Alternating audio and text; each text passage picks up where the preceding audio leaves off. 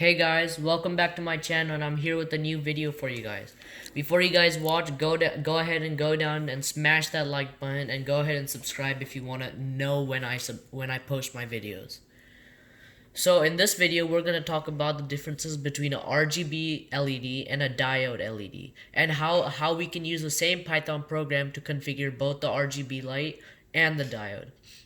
So if we see here, this is a RGB light or a red, green, blue LED. This particular LED has three inputs and one output. The longer lead being the common cathode or the ground port. The rest of the three are inputs which you can configure to change the color of this particular LED. This LED has 7 possible color combinations which you can change by configuring the inputs and changing electrical current through the inputs. Here we have a diode.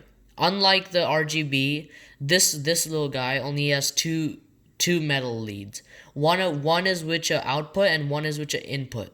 The longer one is the input, indicating to the user that the longer one should be placed where the current starts, and the shorter one is the output or ground or common cathode in the RGB light, only having one input and one output, whereas the RGB has three inputs and only one output.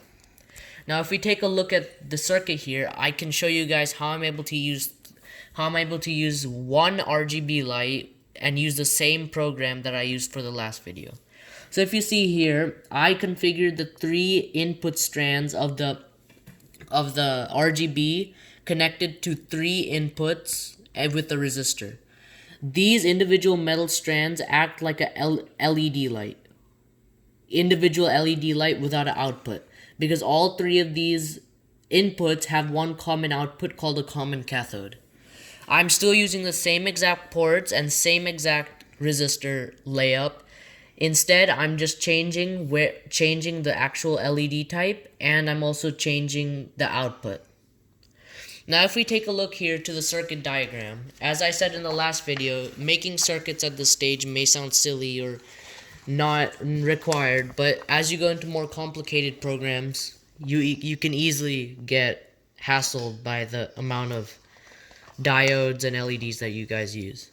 So if you see here, this is the circuit layout that I've put for this circuit over here. As you can see, B1 is the battery and R1, R2, and R3 are resistors. D1, D2, and D3 represent the one RGB light just split into 3 diodes. In this circuit drawing, you can really get the sense of how I use 3 LEDs to replace one RGB, or one RGB to replace 3 diodes. Each of these connections represents one metal strand, and this entire block represents one RGB light connected to the battery. This here is port 17 and port 19 and port 21. These represent the Raspberry Pi connections, and this is the ground or common output. In a RGB, you have 7 possible color outputs, including white.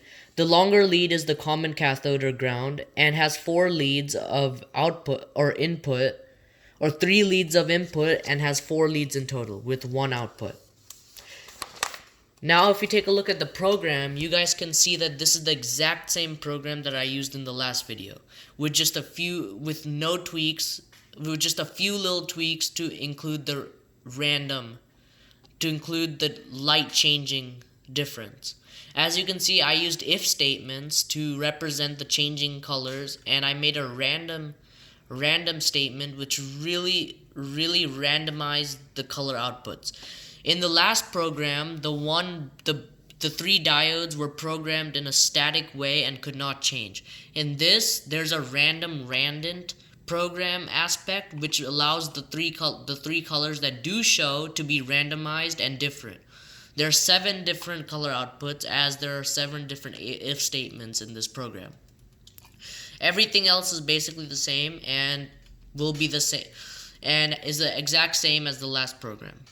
This particular program can also be configurable with the last program, which brings me to the point that I made at the start of the video by using 1 RGB to replace 3 diodes.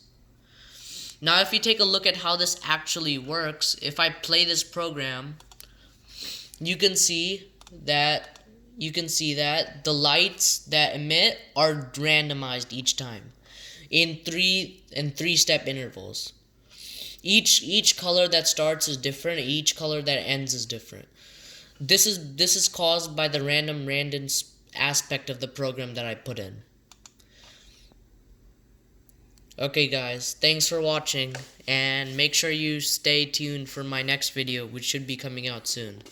I'll see you guys next time.